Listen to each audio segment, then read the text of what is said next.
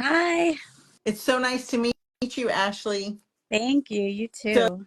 So you would like to connect with Noah? I would. Okay. So I'm getting kind of two different pieces of information. When I first saw his name, I immediately heard son. But then as I was connecting, I had a different feeling. Is this your son?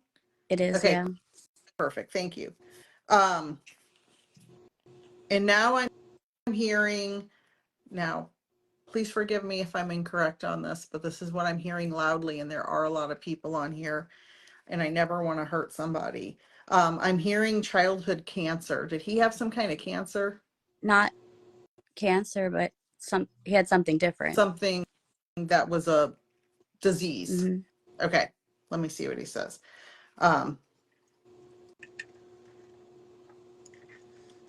Okay, because he's like, now he's saying leukemia, but that's cancer. Right. So Not cancer. was that, but it wasn't leukemia either. Mm-mm. Okay, well, let me just see what else he's gonna say. Because I don't know all the names of the diseases. So, I'm not a doctor.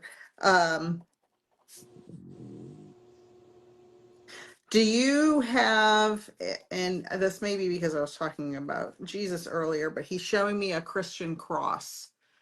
Do you have a Christian cross that maybe was with him when he passed, with him in the hospital, on his casket, Yeah, or something like that? buried with one around his neck.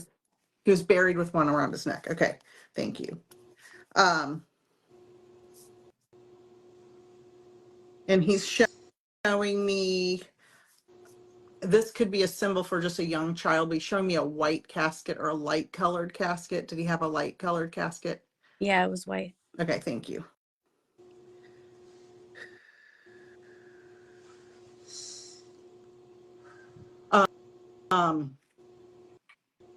He's showing me something dramatic, so take some deep breaths.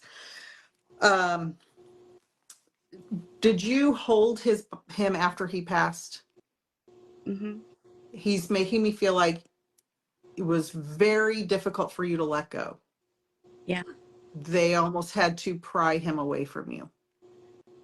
And I'm getting very sweaty because he's very strong. And he's like, Mom, but I was already out of my body and I was watching you do that.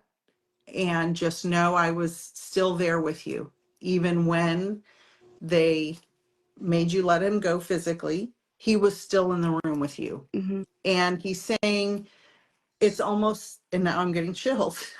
He's so strong. He's like, it's almost as if you could feel him over your shoulder, or you could feel his presence. Could you feel him there after they took his physical body? I mean, I feel him all the time. Okay. Because he's making me feel like I just sat there over your shoulder and I was just there the whole time. Mm-hmm. And he's just making me feel very overcome with the feelings you had. So I'm not going to go into all that because you already know that. Mm-hmm. But he's very strong, and he's talking about he's doing this cascade of this shut down and then this shut down and then this shut down and then this shut down, like one thing after another, like a domino effect. Do you understand that? In his body? Mm-hmm. It's like dun dun dun dun dun. So whatever was attacking him affected everything, just one thing after another one. And then he's saying, for a little while, he's saying, in the beginning-ish, approximately in the beginning, we thought he was going to be okay, and then he wasn't. Mm-hmm. Like it was like, okay, we're going to get it fixed, and then no, it didn't get fixed. And so he's saying that he's making my heart beat really fast. He's giving me a lot of body feelings all over the place. Everything's just kind of going. And I hear a lot of beeping. And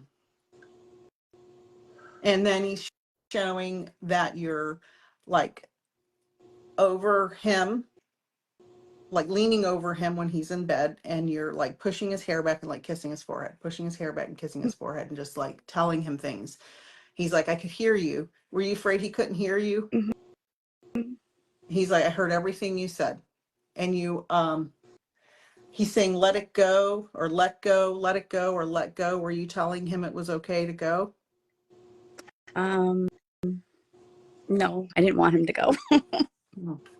So I feel like somebody told him that. So maybe ask anybody else who would Maybe. have talked to him, Mm-hmm. because he's saying he heard that. I mean, obviously no mom wants Yeah. that to happen, but I feel like somebody told him it was okay to go. It was okay to go. Okay, so I'm going to give you a message from him. He's saying, Mom, you work too hard and you're beating yourself up. You're working too hard. He wants you to take more time for you and to take care of you, because you're not able to take care of other people if you're not taking care of yourself first, and you need to prioritize you. And he's like, stop worrying about everybody else all the time.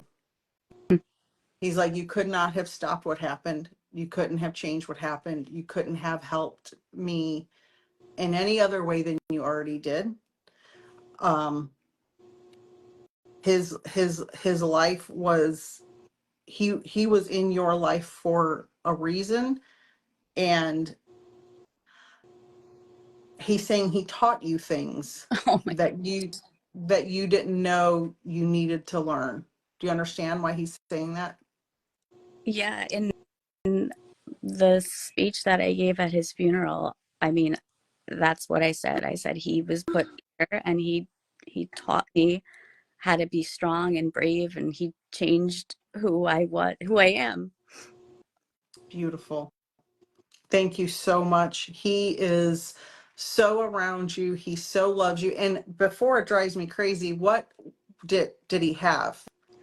So he was born with a cardiac heart defect, and Oh, because my heart has been pounding this whole time. we had taken him to the hospital for his third open heart surgery, and he had the surgery and it went well, and then he ended up getting sepsis.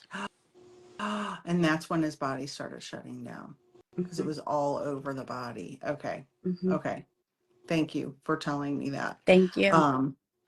Just know, as you already know, he's around. He's around you. He's around you. He's around you. Listen for him. He can talk to you. You can talk to him, but you already know that, right?